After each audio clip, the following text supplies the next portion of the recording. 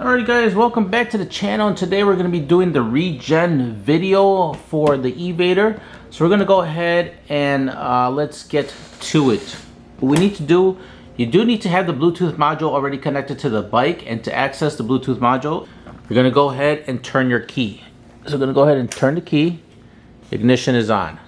Alright, now that the ignition is on, you want to download this app called e-vader. I'll have a picture of it up right now. Once you have that app downloaded, next you're going to go ahead and select it. So let's go ahead and select it. As you can see, it's right here. And it's a little bit blurry. Alright, there we go. Alright, so now it's going to look for the Bluetooth device. Normally it's going to always come up in blue or whatever color, but it'll say Yu Yang King e-vader. We're going to go ahead and select it. It says connect to the Yu Yang King e-vader. Okay. Select OK. Wait for it to, okay, so it's going to bring us to this menu. Now for this particular video, we're going to be doing, again, we're going to be going with the regen. So we're going to be using regenerative braking to put a little bit of more battery power, or not battery power, but a little bit more recharge back to the battery to extend our range. To do so, we're going to go select me right there in the corner. Then we're going to go to system settings. Select that up there. Okay. I'm going to keep my auto cruise control on because that's going to come in handy. And what we're going to do is we're going to go ahead and go all the way down to the bottom right here where it says EBS brake. We're going to select it and we're going to turn it on right there. And I'm going to put it all the way to max 10. So when I let go of the throttle, right away it's going to start regenerating electricity back to the battery to extend our range. Okay, we're going to go back. And again, I want to get as much range as possible. So another thing we're going to do is we're going to select eco mode, which is right here. So we're going to go ahead and turn that on. Now what eco mode stands for is economy mode. Now what that's going to do is going to limit the amount of power when we give it throttle. So when we give it throttle, it's not going to propel us forward right away fast. It's going to kind of gradually go slow and kind of gradually get up to speed. That could be a good thing. We will keep the boost on, you know, because we want as much power as possible. If we take it off, it's really going to be slow on the acceleration. So we're going to keep that on. And I would say that would be about it. Low voltage threshold.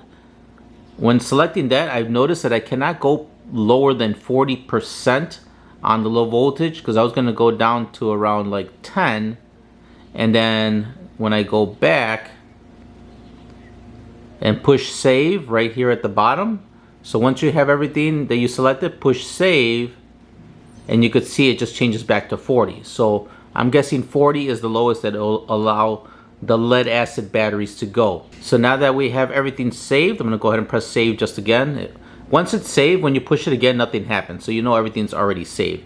Economy is on, as you could see. And our EBS brake is set to 10. Alright, so now that we have all the parameters set on the Bluetooth, now everything is already, once you push save it, everything goes to the bike and everything is good to go. Alright, so now we're going to go out there and we're going to test to see how much range, how much more range we could get having those parameters set.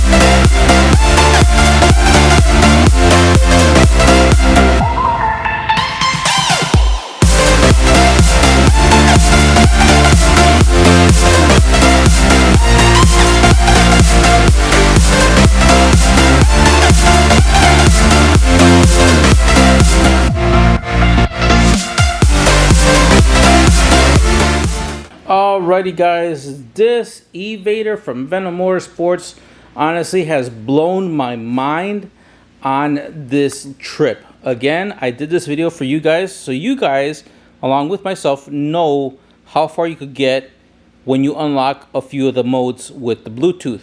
Everything is still bone stock, still a 2000 watt hub motor, still 6 lead acid batteries inside here. Nothing is modified. The only thing that's really modified is obviously the headlight. But anyhow, which was not really used until towards the end when it really got dark. As you guys could see, it's already pitch black out there. But anyhow, let's check on the mileage. And again, this is, you know, Chinese miles because it doesn't read in really American miles much. But as you could see over here, we did 41 Chinese miles. And over here on my little meter, I have been sitting here for approximately around 20 or so minutes, and since it's still in the regen mode, I was able to acquire 1 battery bar, and I'm up to 26 almost percent extra on the battery. And yeah, I'm not sure on how it's doing this, but maybe it's just regenerating or getting the energy from the hub motor to kind of translate the energy to the battery. But yeah, at this point, I would say that would be around the accurate mileage. Well, on the Chinese side. On the actual mileage, how many miles did we do? We actually did, and I'll have a regular screenshot here. We did almost 32. I would say 32, honestly. But accurately was 31.9 miles in a travel distance of, it's not really 2 hours and 35 minutes. It was actually 2 hours and 25 minutes. It's just that I started the timer, but then I got occupied with something, which caused me to put 10 minutes more on the time.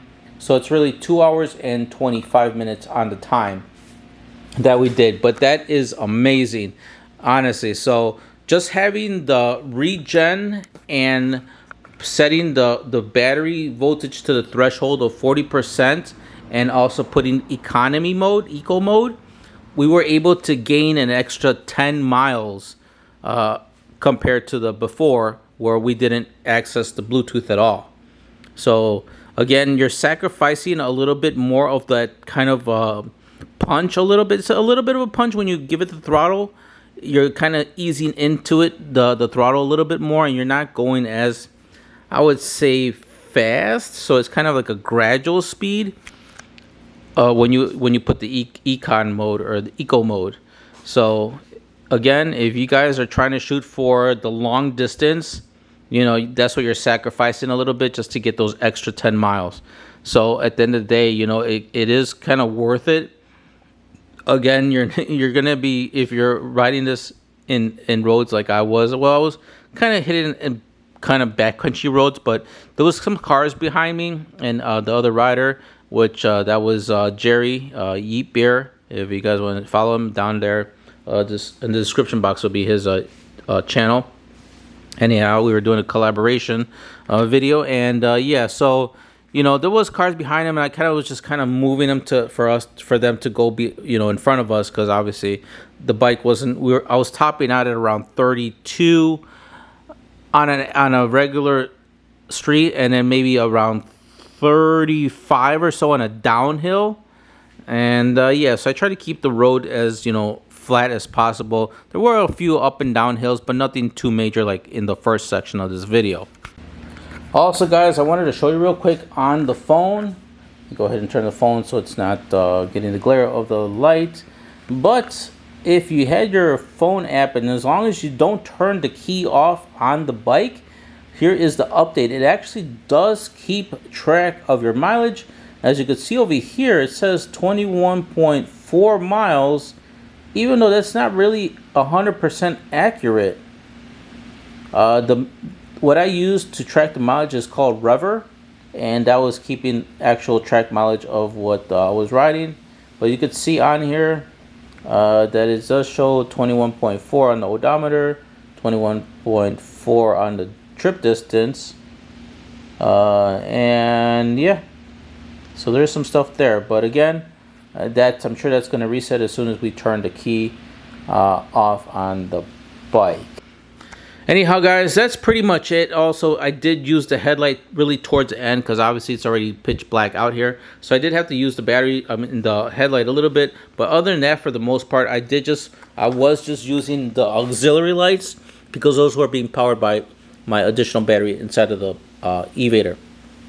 So that was just, and the only reason I had these lights on, which were these guys.